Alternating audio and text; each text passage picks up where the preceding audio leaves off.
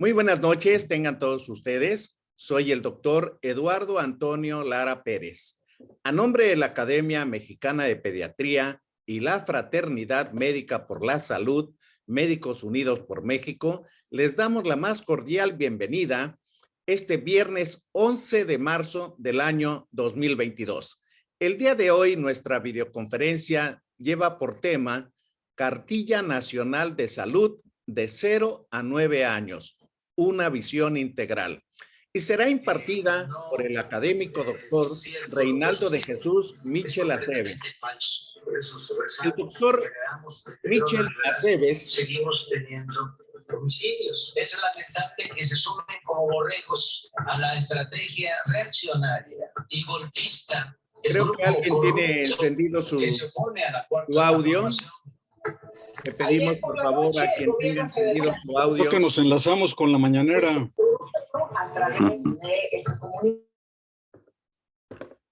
Ya nada más habilitas tu audio, Reinaldo. Bueno, nos habíamos quedado que este tema va a ser impartido por el académico doctor Reinaldo de Jesús Michel Aceves.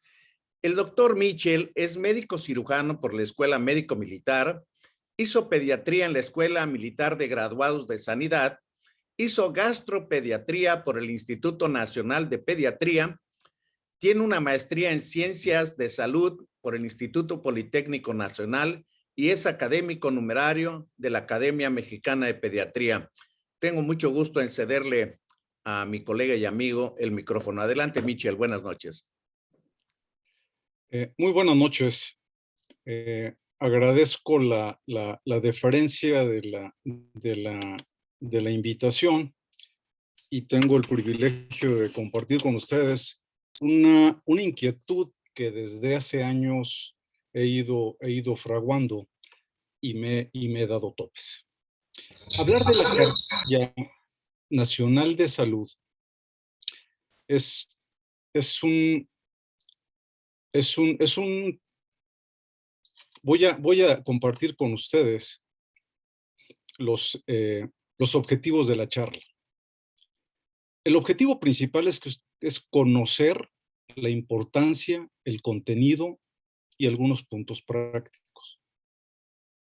Con la siguiente agenda, hablaremos un poco de cómo se empezó esta Cartilla Nacional de Salud, cuáles son los propósitos, cómo está y la voy a desglosar para ustedes y al final haré un resumen.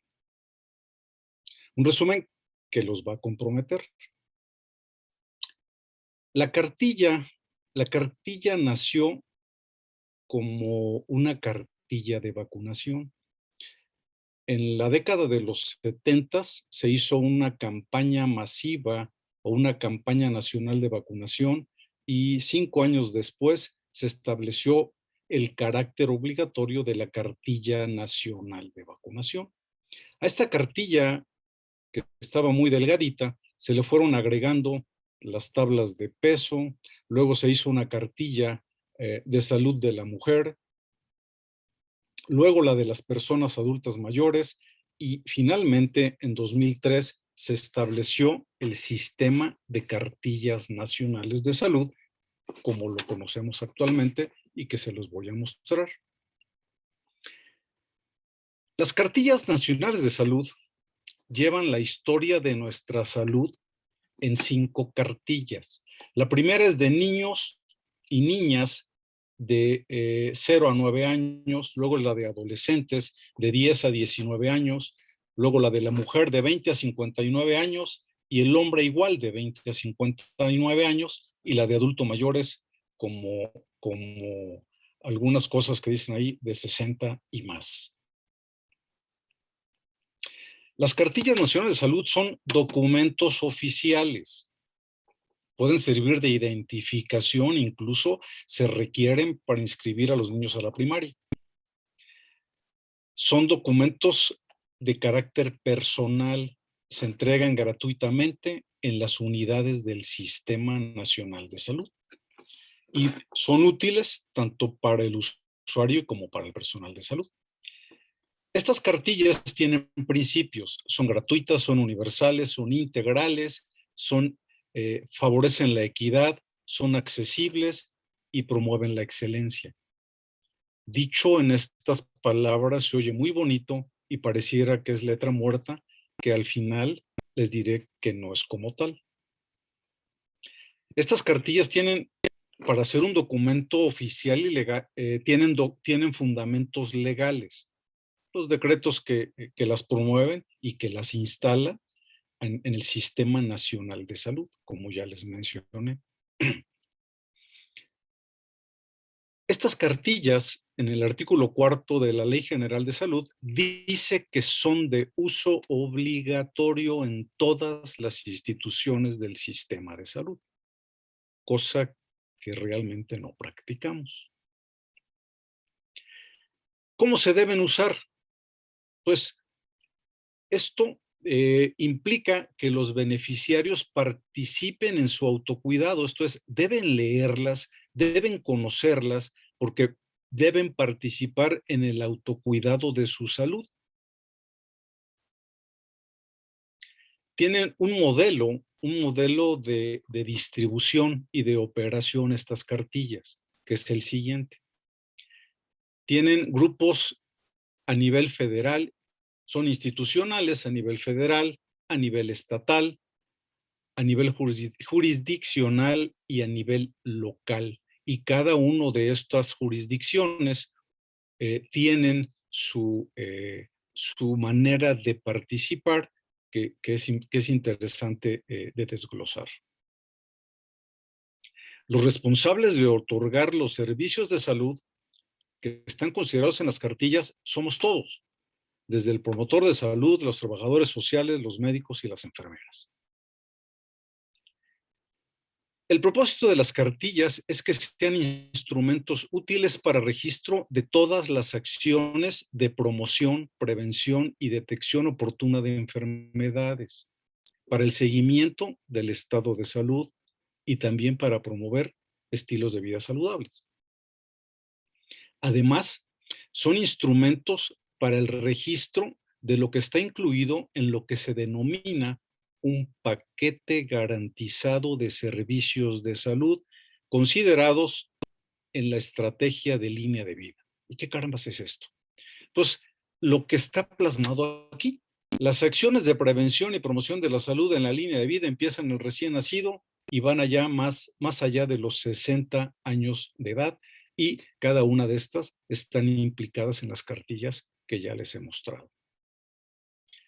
El propósito de esta charla es centrarme en la cartilla inicial, la que se debe entregar a un recién nacido, que idealmente debiera ser al salir del cunero. ¿Y por qué al salir del cunero? Porque allí se verifica que se haya hecho el tamiz neonatal, que se haya aplicado la vitamina K, se le ha hecho la profilaxis oftálmica y se le haya aplicado la vacuna de BCG por lo menos. Y capacitar a los padres sobre la alimentación al seno materno, la estimulación temprana, entre otras cosas. Es como está puesto en esta lámina, el manual del usuario, el manual del propietario. Pero como buenos mexicanos, nunca leemos ningún manual. Compramos cosas y nunca leemos nada. Y menos la cartilla. Y todavía menos porque cuando se entrega, suele suceder que le dicen, señora, se le entregan habitualmente, a reserva de que ustedes me corrijan, se las entregan en los lugares de medicina preventiva. Se entregan, si bien les va, cuando van a que se les aplique su primer vacuna, si es que les dijeron que tienen que ir. Entonces, lo que hay que promover es que los recién nacidos se les entregue al salir del cunero, y además inducir a que los padres conozcan y lean toda la cartilla. En sentido literal, hay que leerles la cartilla. Ups, ya se trabó. Bueno, aquí va. Entonces, me voy a permitir desglosarles el contenido de la Cartilla Nacional de Salud de niño de niñas y niños de 0 a 9 años. Tiene datos de identificación personal, acciones de prevención y promoción de la salud, nutrición, esquema de vacunaciones, y se los voy a mostrar. Seguramente la conocen, o a lo mejor solo han visto que sí la llevan. Entonces, tiene, y aquí dice, cada vez que lleve a su niña o a su niño a una unidad médica, solicite que revise su cartilla, que vigile el peso y su talla, que realice las acciones de protección específica y principalmente la aplicación de las vacunas. En esta cartilla debe llevar el CURP, una fotografía, el certificado de nacimiento, el grupo sanguíneo, los datos de identificación, nombre, etcétera, domicilio, lugar de nacimiento. O sea, es un dato de una credencial de identidad. Y además, dice ahí, vigile que le realicen a su hija o a su hijo todas las acciones contenidas en esta cartilla, porque su participación es esencial para mantener su salud. Esta cartilla nacional de salud de 0 a 9 años, aquí les decía que cada vez que soliciten atención médica deben de pedir que revisen todo esto. Esta es la cartilla actual, la carátula, el contenido y las acciones que hay que vigilar. Vamos a empezar por lo primero que tiene. Hay que promover la acción oportuna, porque aquí vienen acciones de promoción de la salud. Y la primera que es la incorporación al programa de salud con los cuidados que hay que darle al recién nacido, datos de la lactancia materna y crecimiento y alimentación correctas. Entonces es muy importante para los pequeñines. Y la utilidad es que capacita a los padres para mantener la salud y prevenir enfermedades y evitar la muerte. Ahí está puesto. Pero nunca lo hacemos. Hay que anotar fechas en que se está dando todo esto y pocas veces, si ustedes se dan a la tarea de revisar una cartilla, esto está en blanco. La norma oficial mexicana promueve que se revise al niño menor de 1 mes a los 7 y a los 28 días. Y luego hay que revisarlo cada 2 meses. Sirve, tiene estas tablas muy bien hechas para la vigilancia del peso y la talla, y está puesto en tipo semáforo, en lo que es correcto, lo que es normal, lo que es sobrepeso, lo que es obesidad, tanto para talla como para peso. También, de acuerdo al estado nutricional, va diciendo si tiene bajo peso, normal, sobrepeso o si el niño ya está obeso. Pero, como decía yo al principio, este es el manual del propietario. Y yo creo que lo vemos como cuando compramos la pantalla de 60 pulgadas, la conectamos y se quema, y luego corremos y vemos el manual que dice, precaución, antes de conectarla, lee el manual. Entonces, a veces vamos a ver este manual cuando ya estamos en problemas. Tiene acciones de orientación y prevención. Tiene orientación sobre la lactancia materna exclusiva. Esto lo tienen que preguntar los papás. Quizá sea la razón oculta por la que no se entrega a tiempo, porque ignoramos, y me incluyo, en la orientación correcta de la lactancia materna, o tenemos un conocimiento un tanto cuanto superficial. Tiene acciones de aplicación de vitaminas, de hierro, etcétera, y aquí dice cuándo y cómo hay que hacerlo. Más adelante les diré en dónde están consignadas la manera de cómo se debe utilizar esta cartilla, que también tiene su manual. Aquí hay algo que llama la atención y que seguramente se practica, que es la desparasitación intestinal periódica, ¿sí? Que se hace 2 veces al año en las semanas nacionales de vacunación, que desde mi muy particular punto de vista es una incongruencia, pero en el manual en la guía técnica del uso de la cartilla dice a quiénes se les debe de dar. No es no es esto como el chiste de las monjitas, dijo que a todas, no hay que darles a todos. En condiciones muy específicas hay que hacer estas acciones de desparasitación intestinal. Y viene el esquema de vacunación, que cada vez está más completo, cuando menos en el papel. Y no voy a entrar en controversias. En cuanto a la prevención de enfermedades, tiene cosas que se deben hacer en el recién nacido, la profilaxis oftálmica y la aplicación de vitamina K. Y cuando hubiera un contacto con personas con tuberculosis, la quimioprofilaxis para tuberculosis pulmonar. Una razón más para entregarla en el cunero, porque en el mejor de los casos se consigna en la hoja de egreso, se engrapa un papelito que dice que se le hizo, o en la propia hoja de egreso dice que se realizó la profilaxis oftálmica y que se aplicó la vitamina K. También sirve para la detección de enfermedades y tenemos un tamiz neonatal que pomposamente se denomina ampliado. Digo pomposamente porque, pues bueno, inicialmente era solo detección de hipotiroidismo. Actualmente detecta hiperplasia suprarrenal, la fenilcetonuria, deficiencia de biotinidasas y la galactosemia clásica, es decir, la deficiencia de galactosa 1 fosfato uridiltransferina. Y un tamiz auditivo que se ha agregado.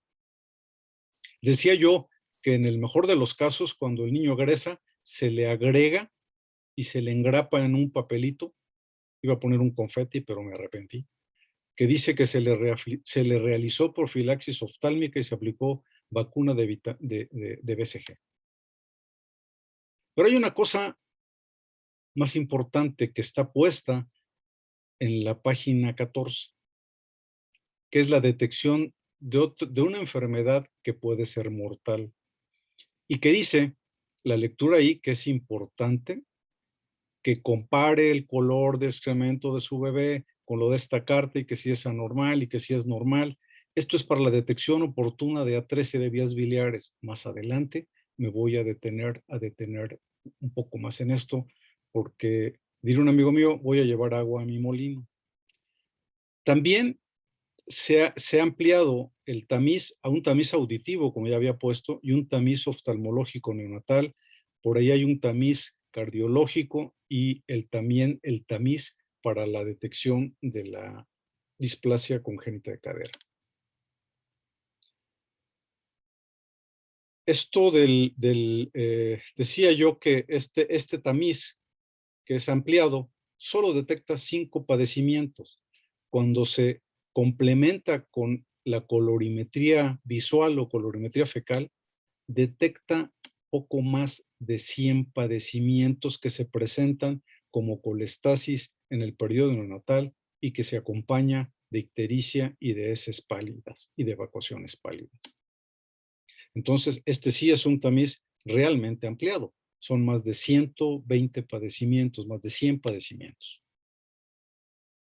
Y ahora sí, voy a llevar agua a mi molino, porque durante las primeras semanas de vida, la acción preventiva de la salud de los niños más importante es detectar esto, la ictericia y las evacuaciones pálidas. El ver un niño ictérico no es normal, debemos quitarnos de la cabeza que todos los niños se ponen amarillos y que es normal. No es normal. La ictericia hay que verla como un signo de enfermedad y hay que averiguar qué tiene. Cuando menos hay que hacer una terminación de bilirrubinas.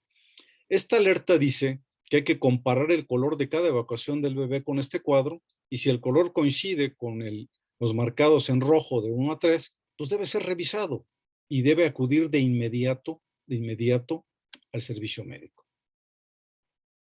También hay otros tipos de acciones de prevención de accidentes y lesiones y prevención de adicciones. También se deben de programar estas sesiones y poner fechas de que sea realizado.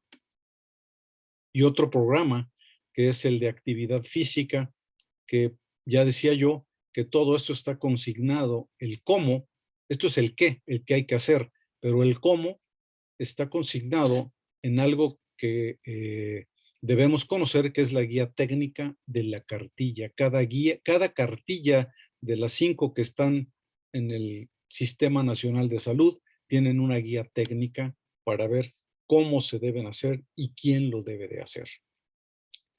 Este es el reverso de la cartilla, que dice que se debe conservar en las mejores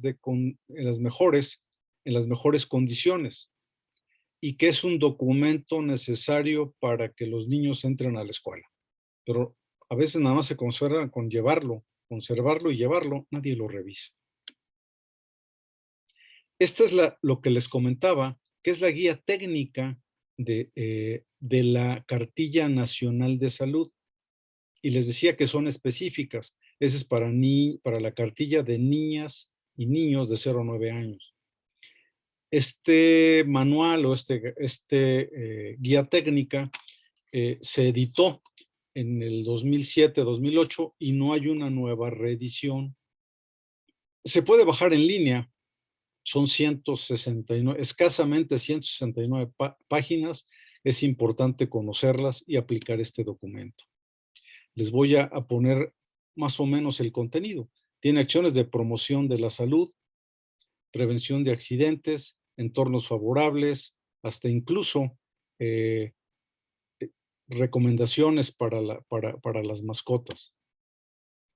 Aspectos de nutrición, prevención de enfermedades. Cuando uno lo lee, tiene una guía muy interesante de lo que es la lactancia materna, de qué es lo que hay que hacer, de todos los problemas que tienen las mamás para amamantar a los niños, que si tienen mastitis, que si tienen llenura, etcétera, etcétera. Allí viene de manera muy sucinta y práctica cómo resolver todo eso.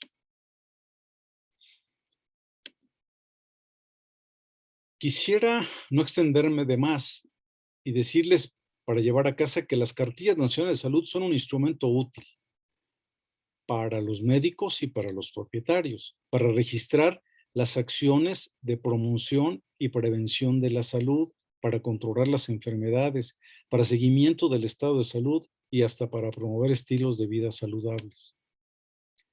En estas acciones de prevención y promoción de la salud durante toda la línea de vida, que ya les decía que va desde recién nacido hasta los 60 años de edad. En y promover que esta cartilla se entregue en el cunero, al salir del cunero. Esto es bien importante porque es el manual del propietario. La cartilla es un tesoro. Esta Cartilla Nacional de Salud es un tesoro y debe ser la brújula que guíe nuestras acciones de salud. Son mucho más, las cartillas nacionales de salud son mucho más que solo vacunas, como ya les mostré. Es importante conocer el contenido y sobre todo comprometerse a revisarlas y aplicarlas.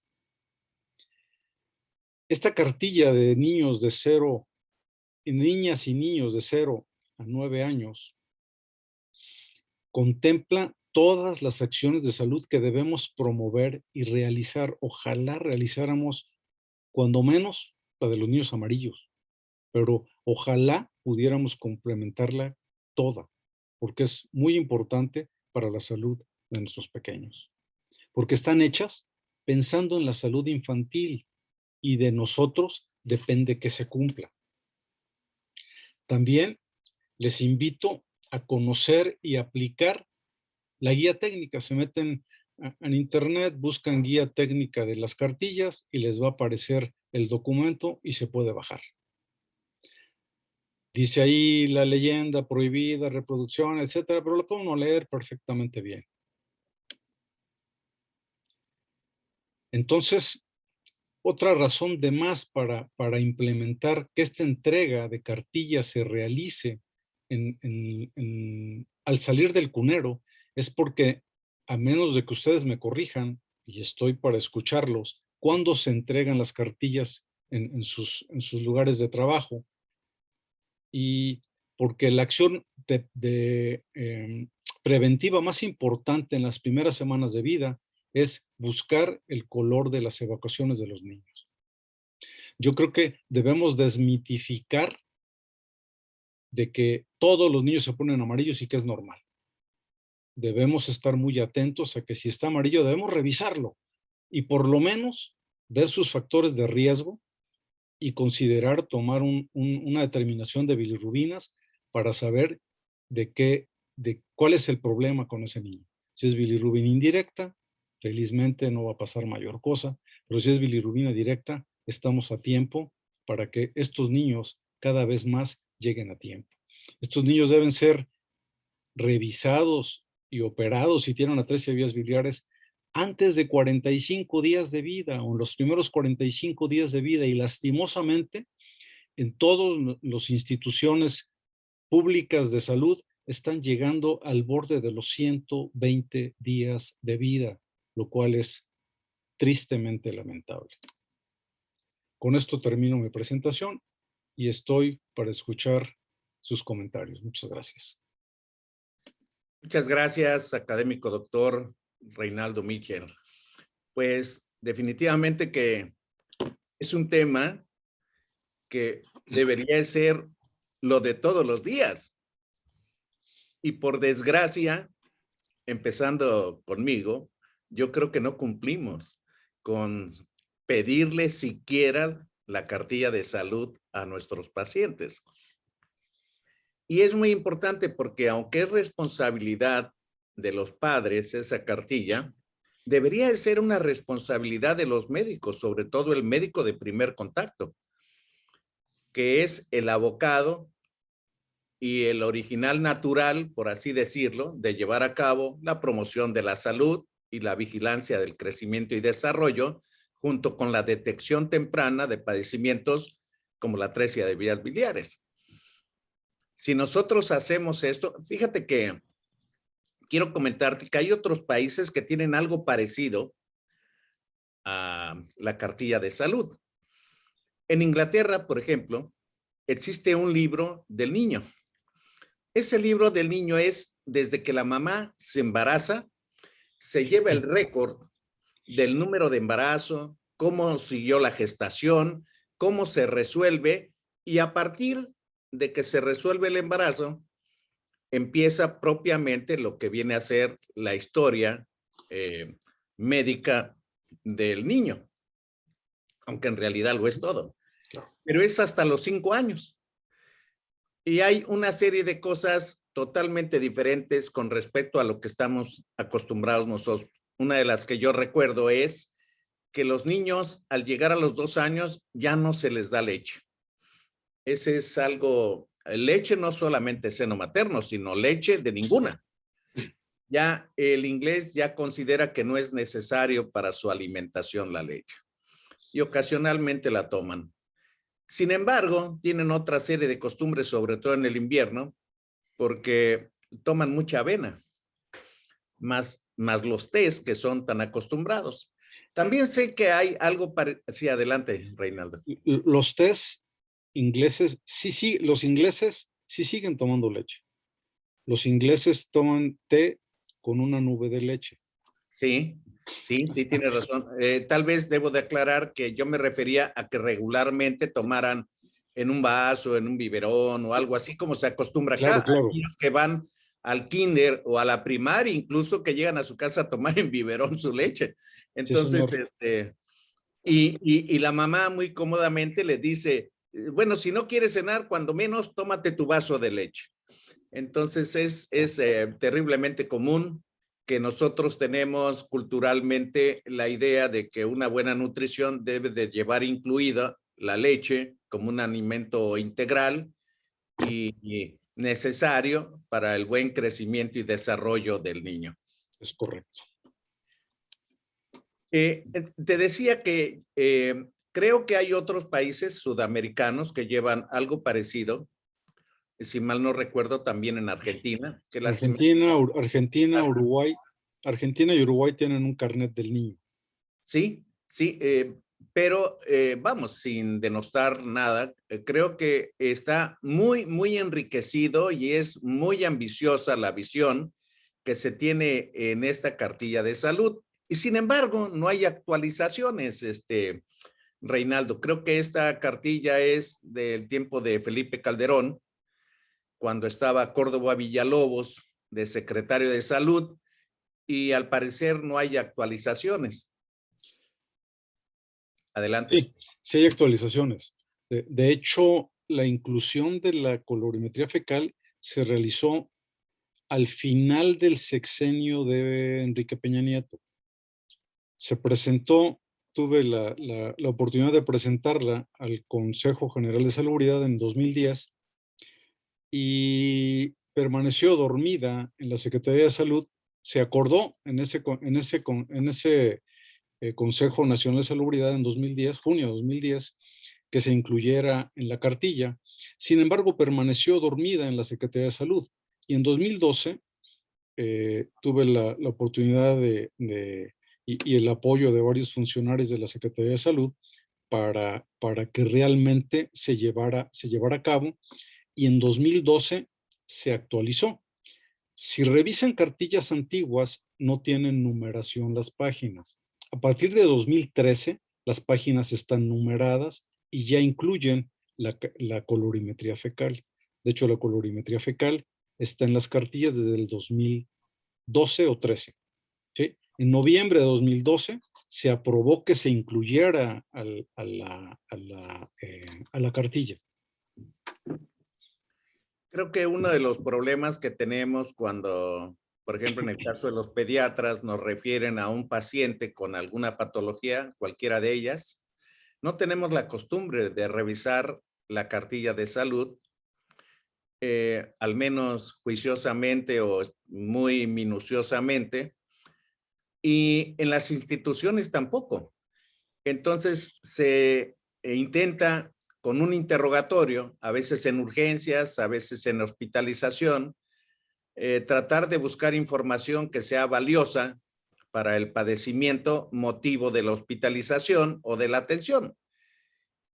Qué fácil sería simplemente solicitarle la cartilla de salud y revisar qué es lo que ha pasado y hacer preguntas muy específicas, que en ocasiones esas historias clínicas que se hacen en hospitalización son tan largas y tan aburridas, con un 80% de información que no sirve para el padecimiento, ni para enriquecerlo o hacer un diagnóstico diferencial.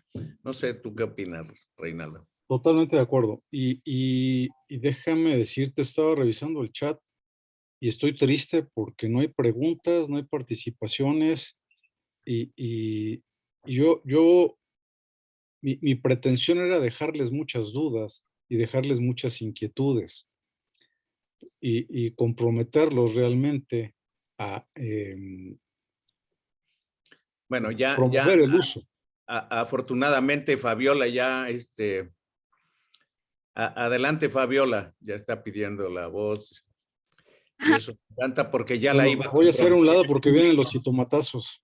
Ya. No, buenas noches. Entonces, realmente es una plática muy enriquecedora y algo muy bonito. Fíjense que por normativa en la Secretaría de Salud, nosotros estamos en un nivel 1.5 porque no llegamos todavía.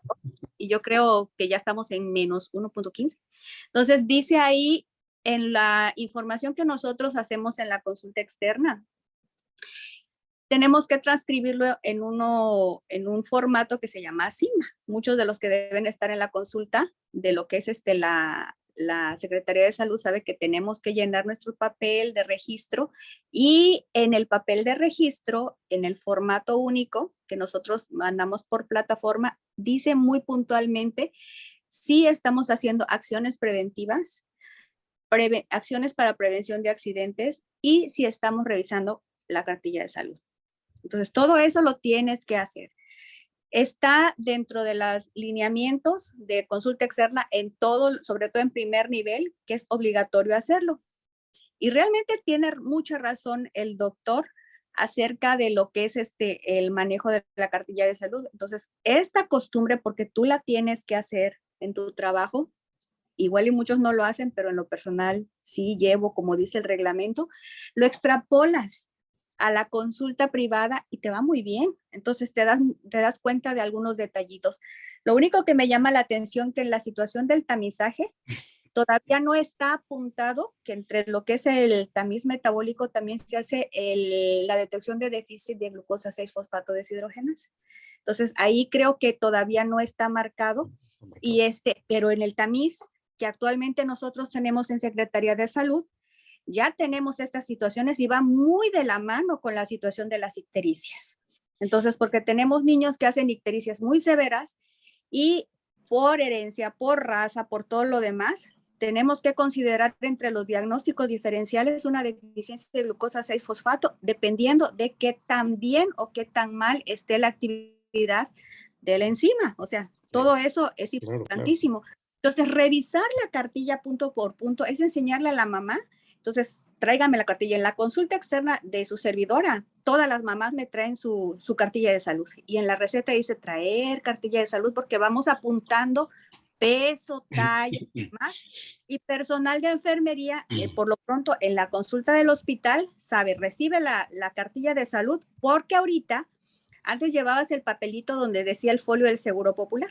Ahorita ya no tiene eso. Y como se les olvida el CURP viene en la cartilla de salud, lo recogen y te van revisando, doctora, no tiene tal vacuna, no tiene tal vacuna. Y créanme que ahorita tenemos un serio déficit de vacunas y con la situación de lo que es el COVID, tenemos un retraso de vacunación terrible. Entonces, aquí en las comunidades menonitas hay mucha gente que no se está vacunando para nada y hemos empezado a hacer los esquemas de vacunación acelerados.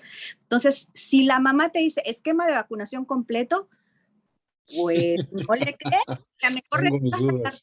y tú ves que hay niños que no tienen tamiz metabólico, no tienen tamiz auditivo, no tienen esquema de vacunación completo, y vacunas que tienen 2 o 3 meses que no se la pusieron porque tenía gripe y se les pasó. Entonces, todo eso es importante porque terminando la consulta, se tiene que tener la visión de una consulta de pediatría de primer contacto integral, porque no nada más es el padecimiento. Tú revisas todo y saliendo, señora, se va a medicina preventiva que se le actualice sus vacunas y todo lo demás. Nada más, eso era lo importante y es un tema fundamental y básico. Incluso para las embarazadas, también les piden su cartilla de salud, o sea, todo. O sea, las cartillas de salud está desde recién nacido hasta arriba de 60 y más. Muy bien, muchas gracias, Fabiola. Muy completo tu comentario. Haré un comentario final de las cosas que has dicho, porque aquí hay opiniones. Froilán dice que ella sí utiliza la cartilla y que también el comprobante de los tamizajes. La doctora Irma Ramírez Patiño dice, buenas noches, doctor. En mi práctica profesional acostumbro a hacer tamizaje para displasia de cadera. Al menos la radiografía de cadera es accesible a la mayoría de los niveles y se dejan asentados los resultados en la cartilla. Excelente plática. Creo que eso merece un comentario, Reinaldo. Sí, muchas gracias. Sí es importante este tamiz de displasia de cadera, cada vez va ganando terreno y es muy importante hacerlo porque es muy lastimoso ver esos niños que no se detectan a tiempo. Respecto a lo que decía la doctora Sandra Fabiola, pues ojalá que se practique más. Yo intencionalmente dejé de manera a lo mejor chusca o de manera agresiva el que realmente no se cumple con esto y que es letra muerta. Si pudiéramos levantar la mano de saber cuántos conocen las guías técnicas, ¿sí? Yo debo confesar que la conozco desde hace un par de años.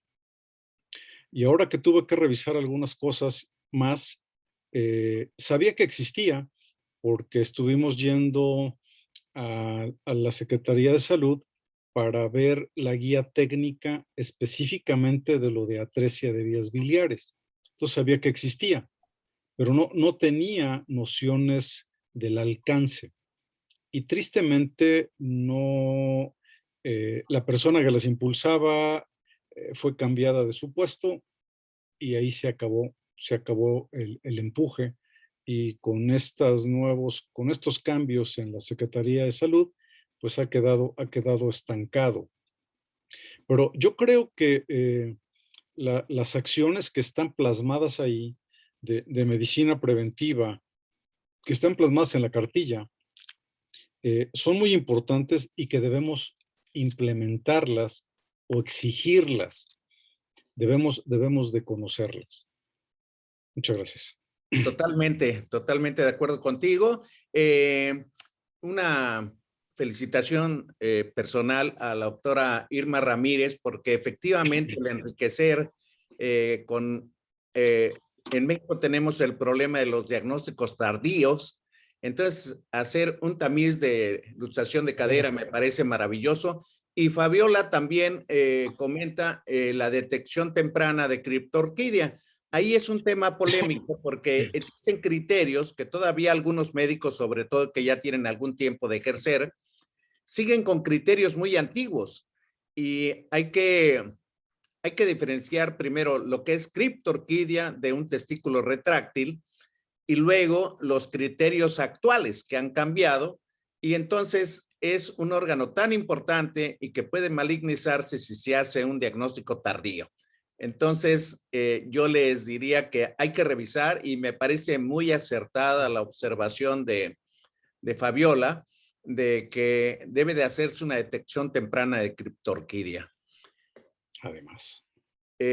Esas conductas antiguas, expectantes, a ver qué pasaba, era casi decir, esperemos a que conozcan un médico de a de veras.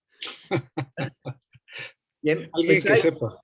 uno que sepa, sí, efectivamente, pues definitivamente que podemos ir sumando y creo que nunca será poco, pero si hiciéramos, yo admiro lo que dice Fabiola, de que ella lleva tal cual se menciona en la cartilla de salud, hay muchas dudas que quedan o interrogantes. Por ejemplo, ¿por qué tenemos niños obesos?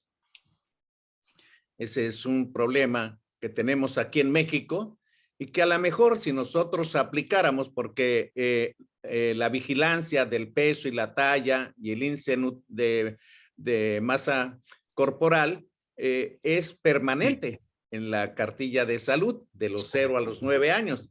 La pregunta obligada es, entonces, ¿por qué hay sobrepeso? Adelante, Reinalda.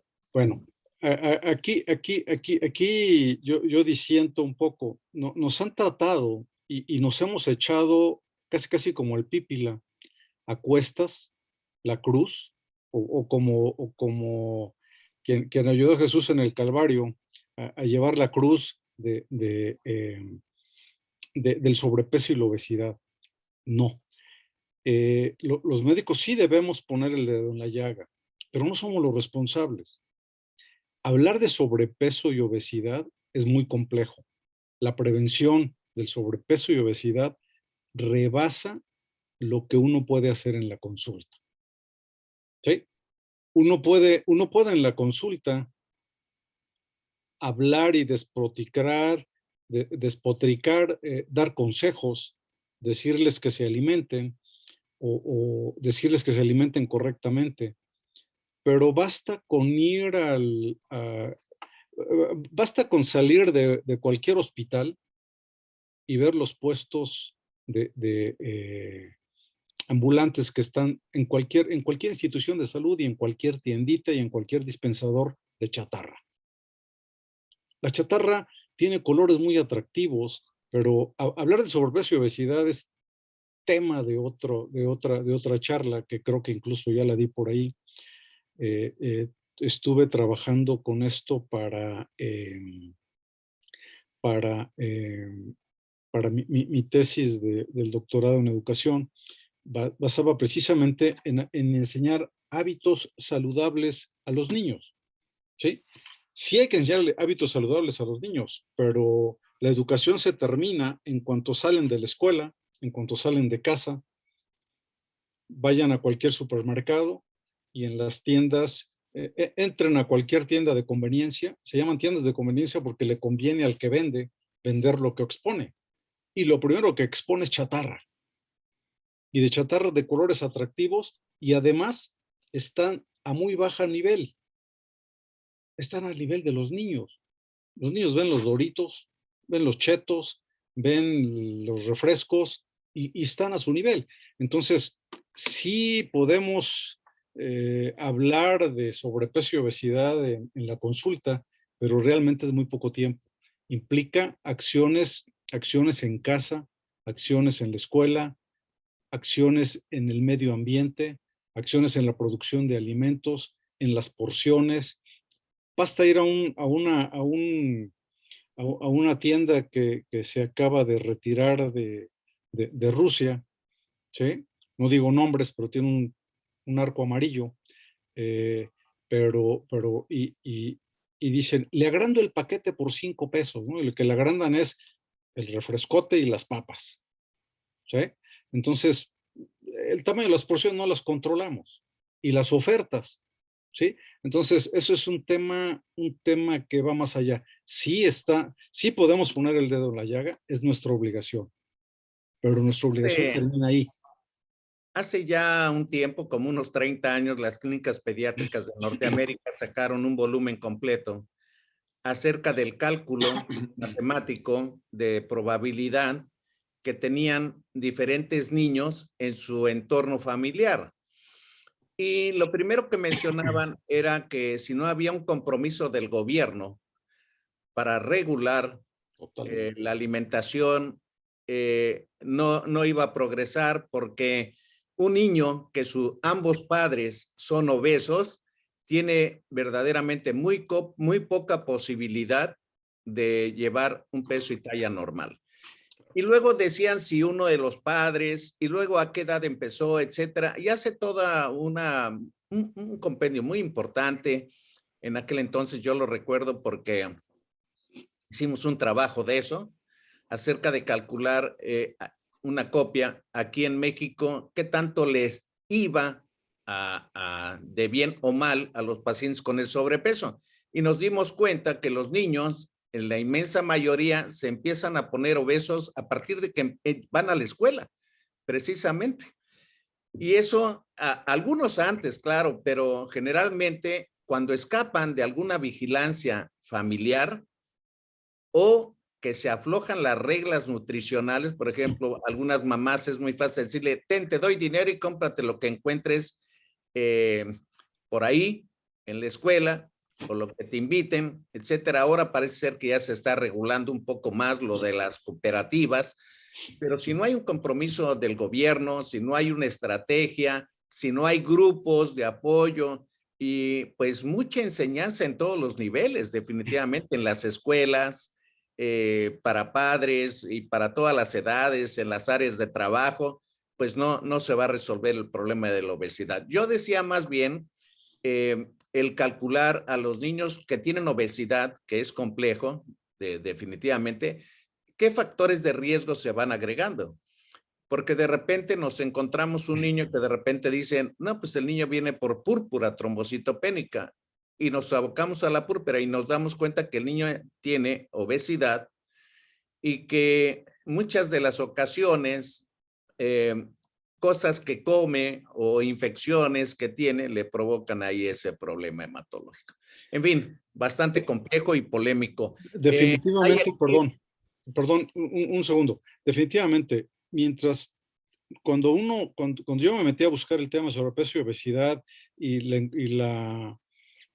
los resultados de la ENSANUD y las reacciones de la Academia Nacional de Medicina, tiene un tratado ahí de que México toma medidas, pero desafortunadamente todos estos son propuestas que no se convierten en ley.